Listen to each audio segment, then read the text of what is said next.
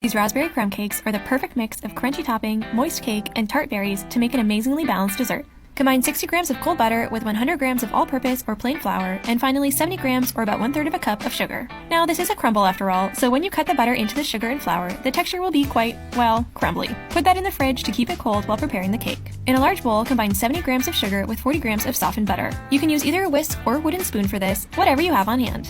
Add 1 lightly beaten egg and 1 teaspoon of vanilla extract, then mix again. Okay, moving on to the dry ingredients, combine all-purpose flour, baking powder, and baking soda in a separate bowl. Just give it all a quick mix with a spoon, then you can add the dry ingredients into the wet and start to combine. It will be quite thick, but don't worry, that's totally normal, and we're going to thin it out a bit by stirring in 1/3 of a cup of cream. Grease an 8x8 inch baking dish with butter or line it with parchment paper, then you can add your batter and spread it out evenly using a spatula or the back of a spoon.